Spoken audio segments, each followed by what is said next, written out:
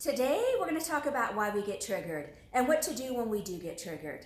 Hi, my name is Michelle Liddy. Welcome to Living a Limitless Life. I help people connect to a positive self identity for growth and expansion in all areas of our lives. Now, what is a trigger? A reminder of a past trauma, of being emotionally hurt and feeling that pain through emotion. So, what happens is that an event happened in our lives. It could have been when we were 3 or 5 or 7, and we responded in a certain emotional way. And so a trigger is the leftover emotions from that original event. It could have been something that our parent did to us, or a sibling, or a friend.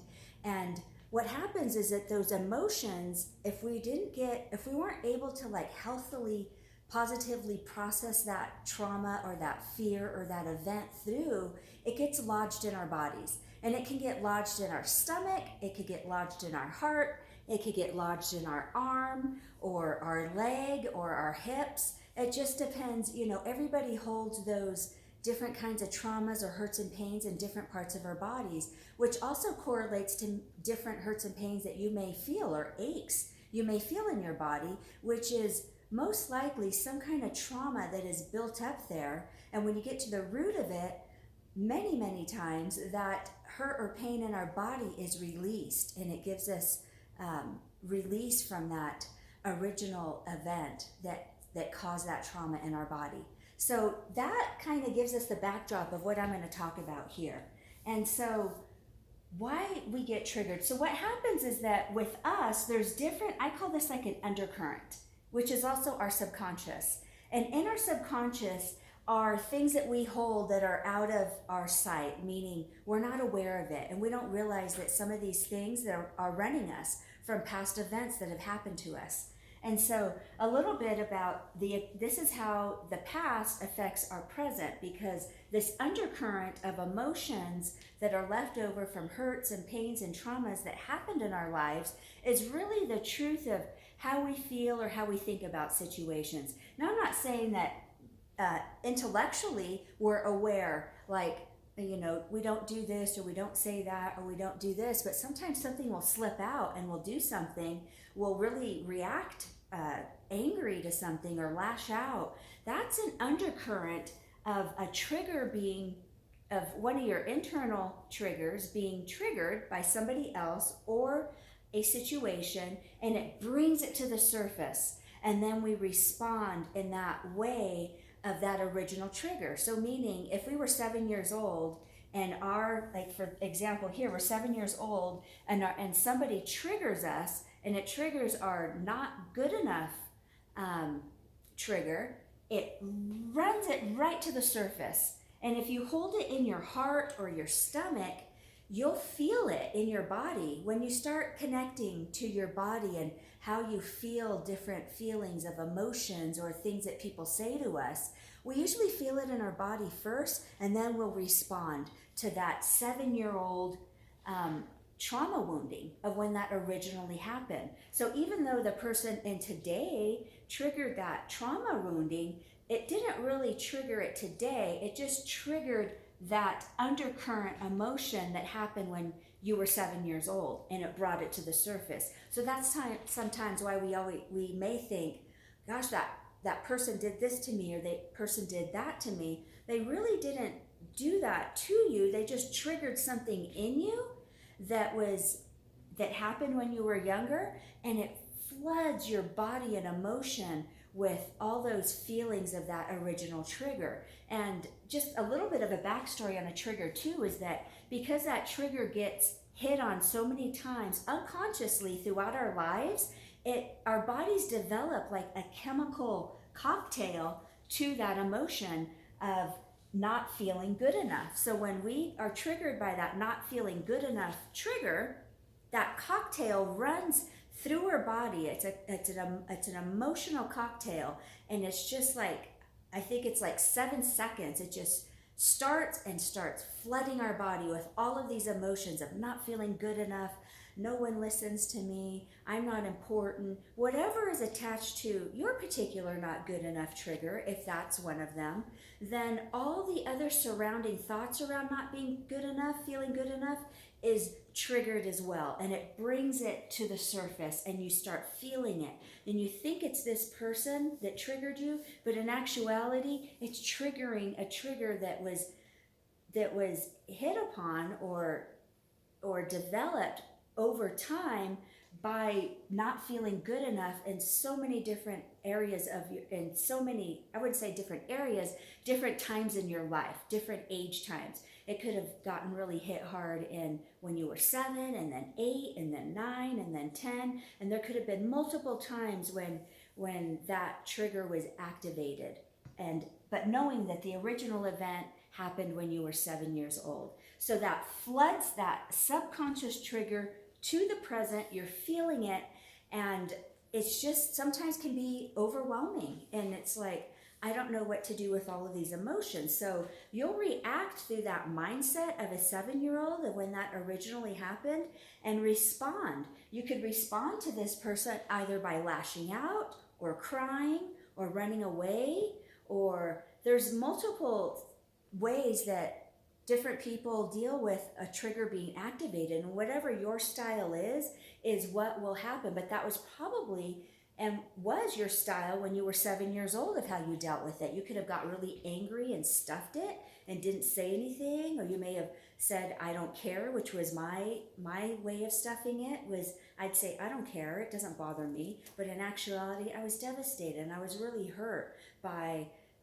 my dad raging at me or yelling at me for something very simple that I was trying to learn. But I don't know, he felt like I needed to know it without any practice, and something to that event. So somebody could talk to me and say something like, you should know that, or how do you not know that, or say something condescending to me when I'm trying to learn something, and it'll activate that 7-year-old trigger of what happened the way my dad treated me. And then I'll go into, I'm not good enough, I feel shame, should I, doubting myself, should I have known this, should I have not known this, and kind of going ping-ponging back and forth to, I'm the problem, or there's something wrong with me, when in actuality, when somebody, says something condescending to us, or sometimes they're not, and it's just perceived in that manner, and we think that person was treating us like that past trigger when we were 7 years old. We may perceive it because of the tone of voice, or maybe a look that they gave, or a behavior they gave, but actually it's not their intention. And on the other side, it may have been an intention to kind of jab at you and make you feel a little inferior or less than or something. So there's 2 ways that we can perceive situations. One is somebody's intentionally just trying to kind of jab at us, and another is a person is not, but we're perceiving it that way. And in any event, the thing is that either way, a trigger has been activated and brought to the surface underneath this unconscious undercurrent of what's kind of going on subconsciously on a daily basis that can be triggered at any point and brought to the surface depending on how you're perceiving a situation or a person and the way that they're responding to you.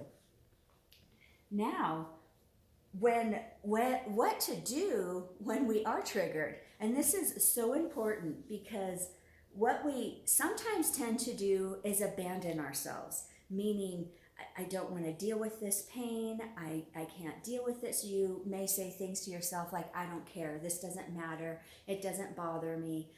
We may do things like run away, and then we may go eat, we may go watch TV and binge on a show just to get our minds off of it.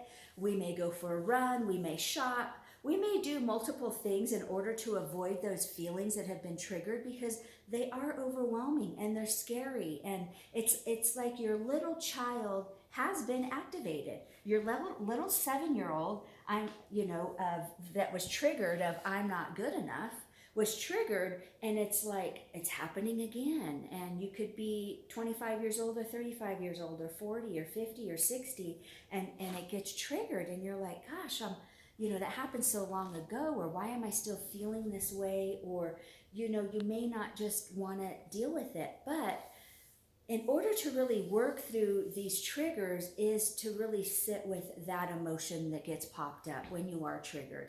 If it's hopelessness or powerlessness, or I can't do anything, or why is this person picking on me, or why is this happening to me, sit with that emotion and give yourself the things that you wish your parent would have given you in the times of your traumatic event, or you being hurt, or you being spoken to in a rude way, or somebody judged you or criticized you or humiliated you, and what feelings those brought up and what to do with those feelings is kind of, and this takes a little bit of time. It's not something that happens overnight, but it's really getting in touch with our emotion, figuring out, where do I feel it in my body? I felt a lot of it in my stomach. I used to swallow it and swallow my emotions, stuff my emotions, and it just stuck in my stomach and caused digestive issues. And that's kind of how these emotions of not dealing with them not only affected me mentally and emotionally, but also physically by digestive issues. And that's kind of how this whole thing plays out, of the hurts and pains and traumas that we've experienced throughout our life, and now knowing what to do with them. So on what to do with a trigger when it gets triggered is giving ourselves what we wish we would have given. And this takes some time to really think through, like, what would I have wanted to be given? How would I have liked to have been treated?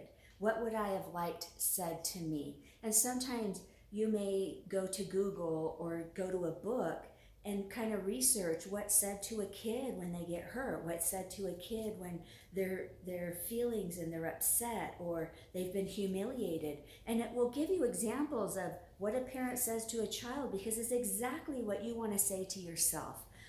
That you want to reparent yourself when this trigger happens. And first and foremost, when you're triggered, that chemical cocktail is running through your body, and you could be in sad mode or anger mode or whatever mode that you use to protect yourself, emotional mode, then you'll want to calm it down and just get to a place where you can get centered with yourself and in touch with yourself, to be able to give yourself the love and the soothing and the parenting to that little child that has been activated, the hurt little child. And so the brain can only do one thing or another. It can only do one thing at one time. So it can either be mad or sad. I mean, it could either be mad or happy. You could either be, you can't be, happy and mad at the same time. So that's what we want to regulate the brain and kind of calm it down, which is the amygdala. The amygdala is the part that is the fight or flight part of our brain. So when we're in that survival mode of fight or flight, we want to calm down the amygdala. And the way that we do that is we can take like 10 deep breaths, 1, and count 2, and just slowly breathe in and breathe out. Because when the brain is concentrating on breathing in and breathing out, you're not concentrating on the hurt feelings or the anger or the sadness. Your brain is concentrating on just breathing in and breathing out. So it takes the focus off that hurt and pain and into your body, and just kind of listening to your breath of breathing in and breathing out. And however long, usually it'll take, 15, 30 seconds, 45 seconds, happens very quickly. You can calm your brain down, calm your body down, and think rationally. Because when we are triggered and in our hurt state, we aren't thinking rationally. We're just thinking about surviving and how do I get out of this situation, or how do I get to a place of non-emotional pain. And so by breathing in and breathing out, it will bring us back to center. It will bring us back to rationale, to really give ourselves and turn our focus to loving ourselves and giving ourselves love. So with a parent, it's wanting them to say, everything is going to be okay, you're fine. Everything you were feeling was absolutely right in that situation. How did you feel? Ask yourself, how did you feel? Gosh, I felt humiliated, or I felt embarrassed, or I felt like, no matter what I did, it wasn't good enough, and I felt like a failure. And then the parent part of you will go, everything that you felt is okay. It's normal. It's absolutely normal. And validate yourself that anything you're feeling is not wrong. And what we don't want to do is judge what we're feeling, because it's the child part of us that's coming out. So it could be very childlike. Like, I just wanted a hug, or I just wanted somebody to talk nice to me. And I don't know what I'm doing wrong that caused this thing. And you're not doing anything wrong, but the child part of you is coming out, trying to figure out what happened. And you want to validate everything that you're feeling, everything that you're saying, everything that you're thinking, the way that you saw the situation, because a 7-year-old doesn't know. And just a reminder, it was the 7-year-old not good enough trigger that we're kind of talking about here. And it's the 7-year-old mindset that's coming out, asking questions that may not make sense to our adult self, but a 7-year-old, and that's what we're doing, is we're giving the love and attention to that 7-year-old part of us that got triggered and is acting out and feels sad or angry or mad or whatever emotion that comes out. And we just want to talk to ourselves like we wish that a parent would have talked to us. And it's, just repeating that it is the mindset of that original wounding that's coming out, and how we are responding to that in that original mindset. And it's just giving us that love and attention that we wish we would have gotten. So that's a little bit about what to do when we are triggered. It's the subconscious part of this thinking of that trigger that we are soothing and loving. And then I just kind of outlined, giving to yourself what was not given to you, that you wished a parent would have given to you. It could have just been a hug, or I just love you. And I know sometimes it may be hard to just say, I love myself, and everything that I did was rational at that moment in time when I was 7 years old. And even it makes, just making sense of it. It's okay if the way I reacted as an adult in this way, and I love myself and I accept myself. And it's loving all aspects of you, not just the part that does everything the right way, but also loving the parts of you that act out when you're triggered. And that brings yourself into a full circle acceptance of loving and accepting yourself, even when you feel that you didn't respond in a way that you wish you wouldn't have, or that you could have. And those are kind of judgments around it. You responded in the right way for you at this moment in time, and loving that part of you. Remember also to, look at your little you. You're kind of remembering what your little you was at 7 years old, and loving that little you. And just, sometimes you might just want to kind of give yourself a little hug and say, I love little me. Little me was amazing, but little me didn't know how to deal with a lot of these emotions. So that's why you're giving little you, when you get triggered, that's little you, some love and attention, and listening to little you and what little you has to say, and validating what little you has to say. And also, when we are triggered, it's getting ourselves back to center. It's calming the body down, calming the brain down, calming the emotions down by breathing in and out slowly, and just count 1, 2,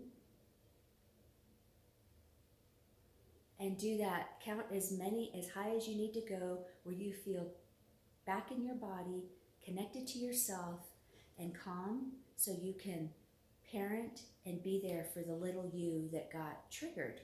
So thank you. Thank you so much for being here today. I wanted to share this with you, and please subscribe and like this video, and share it with anybody that you think may benefit from this video, and subscribe, and I'll see you the next time. Thanks a lot. Bye.